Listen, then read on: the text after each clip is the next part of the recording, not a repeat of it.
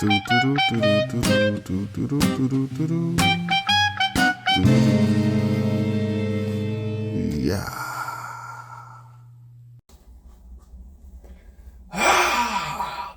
Utah! What's up, baby? Back in this thing again for another review. This is Q's Insight. I am Callie, and today we're here to talk about Teenage Mutant Ninja Turtles, Mutant Mayhem. Alright? Now, this movie came out in 2023, definitely a few months ago, so definitely not. Hold the phone, though. If you've been to this channel before, you already know how we do it. We started off with the premise, 3 favorite scenes, the grade, and then we own that X one. Alright, so again, Teenage Mutant Ninja Turtles, Mutant Mayhem, came out in 2023, a couple months ago, you know what I'm saying? Definitely wanted to see this movie in the theaters, but was not able to see the movie in the theaters, but I own it on VOD, so we had to come with the review, you feel me? So we got you now. Now what it is this. I don't want to be too spoilers because the movie's still out in the theaters, and I still want people to see this movie because it is a good movie. But I will give you good enough points to where if you haven't seen the movie, maybe I'll interest you into seeing it. If you already seen the movie, you'll definitely know what I'm talking about. But I don't want to be too spoilers, you know what I'm saying? Now, Teenage Mutant Ninja Turtles, Mutant Mayhem. So this movie is a different story, a different take on the Turtles. Not necessarily in every aspect, but in certain aspects, all right? Now, you have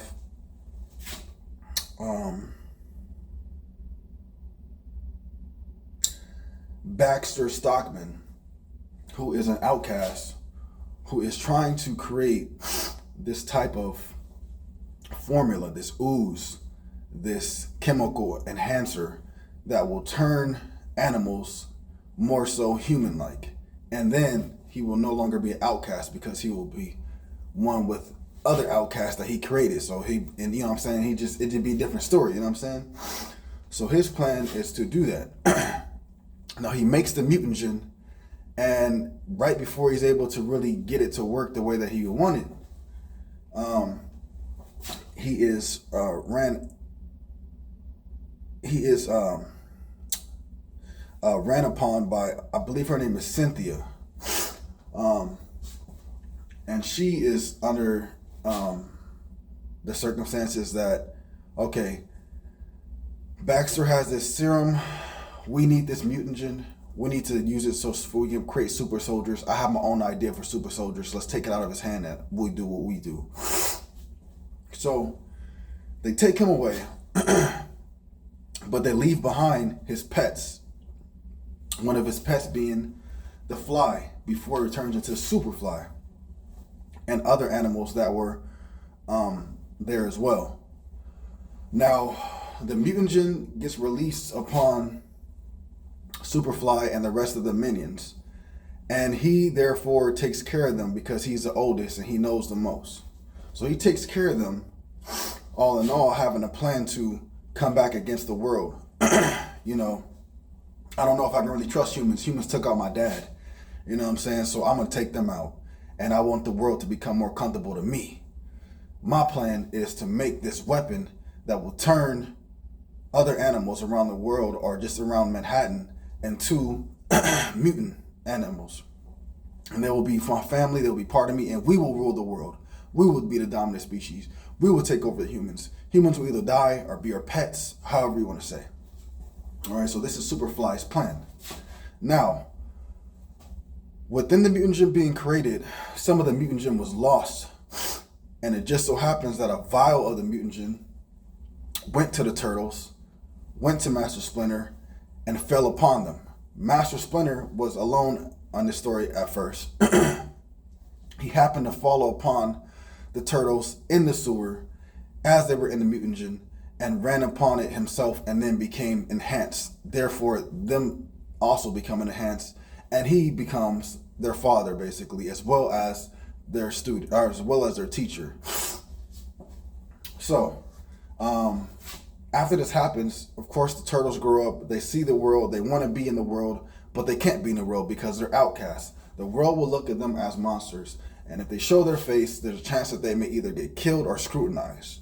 So the best thing is for them to do is hide out in the sewers, live there. They can't have a normal life, but they can still have a life. Now, what ends up happening is eventually the turtles run into a human named April. Now we all know who April is, right?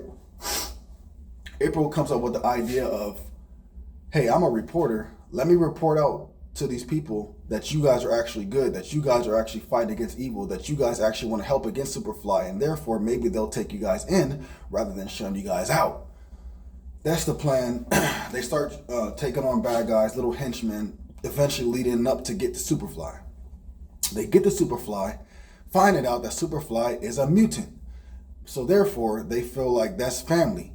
And also, in all reality, they will be cousins because the mutagen that was created by Dr. Baxter, who is basically Superfly's father, that mutagen enhanced the turtles. Therefore, some way down the line, they are somewhat connected. So being that that's the case, Superfly takes them under their wing for a second, eventually tells them his plan for world domination, get these animals on top, get the humans down below. As the turtles like their newfound family and being able to be out amongst everybody else, and then also if this plan does take place, they will be able to live amongst, just the outside in the earth, you know what I'm saying, rather than in the sewer type stuff. But being that they're not as evil as Superfly is, nor are some of the his henchmen, but being that they're not as evil as Superfly is, they stand up against him. And therefore, you have the turtles against Superfly and his family, his henchmen, however you want to say it. There's an all-out battle while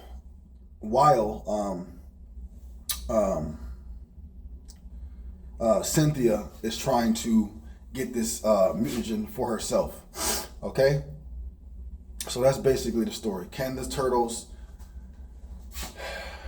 save the world and within that free themselves so that way they can join humanity above the grounds rather than be amongst humanity low beneath the sewers? That's basically the premise of this movie. So let's jump to 3 of my favorite scenes. This may be out of order and this will be spoilerish. So if you haven't seen the movie, you want to see it, go check the movies out. Go check the movie out, whether it be in the movies or the movie theaters or whether it be on VOD. Go check it out. Pause this video, come back later. If you don't care or if you have seen the movie, stay tuned. All right. I think I may be a little sick, so I'm sorry, y'all. And I'm at work, of course. But I had to get this content out to you. So yeah, 3 of my favorite scenes. So, first of all would be, what is it? The montage scene where you see the turtles taking on these smaller henchmen as they lead their way up to getting gaining grounds on Superfly, and also making this footage so that people around the world can see that they're not bad guys, they're actually good guys. All right, but the whole scene of the montage is very cool because it's singly Michelangelo, Leonardo, Raphael, Donatello. You see them take on henchmen in different scenes, but then specifically there's a part of this montage where they're all back to back, all 4 turtles, and they're fighting henchmen, and it's going from each scene to scene from where they were fighting the henchmen. I thought that was really cool. I thought the whole scene was cool, but I thought specifically that area of that scene was very cool. So that'll be number 1. Number 2 would definitely have to be when Splinter comes to save the day. When Splinter comes to save the turtles because they're being milked by Dr. Cynthia and her henchmen for the mutagen that they have, so that way they can have the mutagen and use it for their own good. But Splinter finds out about this through April's help. Splinter and April head down to where the henchmen are and where the turtles are, and Splinter takes on all of the henchmen and basically defeats them by himself at that point. And what was so cool about the scene was seeing Splinter actually taking on these people, of course, but also seeing Splinter having all of the turtles' weapons. This is a peek into the Last Ronin comic book, because the Last Ronin comic book, there's only 1 turtle left, and he uses all of the turtles' weapons. We now see this in a anime live action movie, but still seeing Splinter have all these weapons, take on these people by himself. You know what I'm saying? That was a hint to something. So that'd be my second favorite scene. My third favorite scene may not be the biggest scene, but still, I like it. It's basically when Leonardo, Michelangelo, Donatello, and Raphael get accepted into high school. You see them go to high school. They're dressed in normal clothes, but that's not just enough. They end up taking off their mask, and you see them as they fully are. They almost look more human when they do that, but they're still, of course, turtles. But you see them arrive at high school, and all the students are looking at them, and at first you're like, oh my God, they're about to treat them bad. No, they treat them good. They treat them like heroes. They treat them like saviors. And this is something that is unmarked territory. We haven't seen this in a live action or cartoon, if I'm not mistaken. Maybe we've seen it in the comic books, but we haven't seen it in a live action or a cartoon, if I'm not mistaken. So where they go with this, I think is pretty cool. Also, the fact that, well, that'll be three of my favorite scenes. Also, the fact that, you know, you have the other mutants, the rhino, the pig, whatever, the gecko, all these people, they are living in a sewer with the turtle. So eventually, yes, there's going to be this chaos between amongst the monsters or the mutants, whatever you want to say, and they will all do their thing. The good guys will be the good guys, which is the turtles and a few of the others, and the bad guys will be the bad guys. You know what I'm saying? Because Shredder is coming. We know that by the end of the movie. Yes, sir. Yes, sir. Yes, sir. But yeah, you know what I'm saying?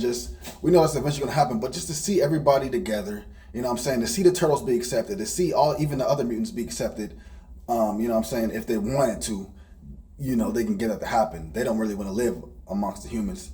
They're older, whatever. They got their time, but they probably would want to be accepted. But the turtles specifically, because they're so young and they want to experience life as per se humans, they want this. They want it so bad. So just being able to see that, very cool, because we did touch upon that in Teenage Mutant Ninja Turtles. I think it was number 2, the movie that came out, the live action movie.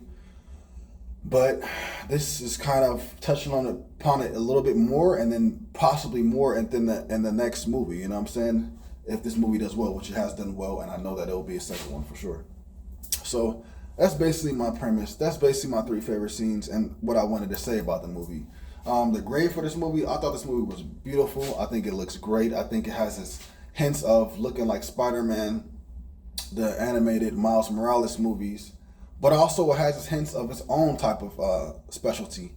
And I appreciate it. You know what I'm saying? It definitely a unique version of anime, just as Spider-Man is. You know what I'm saying? But I do appreciate the fact that they did take some from it, but they also made it their own. You know what I'm saying? You could definitely tell that.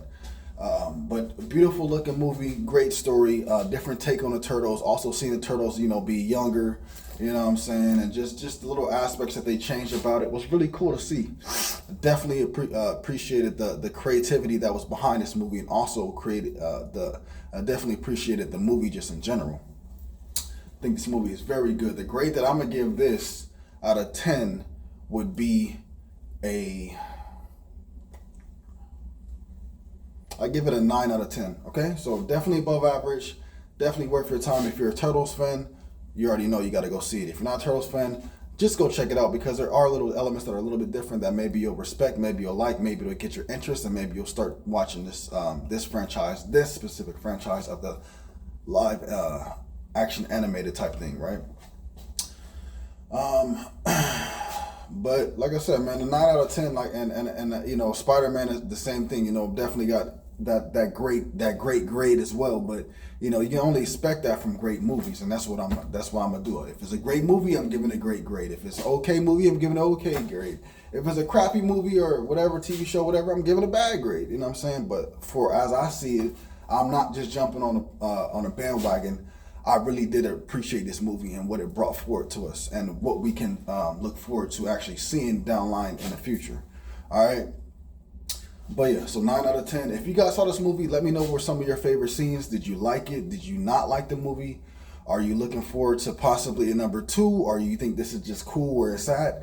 Do you like the little changes, or does it kind of like hinder it to the point where it's like, this is not what I know, I don't want to watch it no more? Or is it like, this is not what I know, but I like the little things that they're plugging in, and let's see where it goes? Let me know about that in the comments down below, all right? Please remember to like, subscribe, and share. As always, this is Q's Insight. I am Callie. Until next time.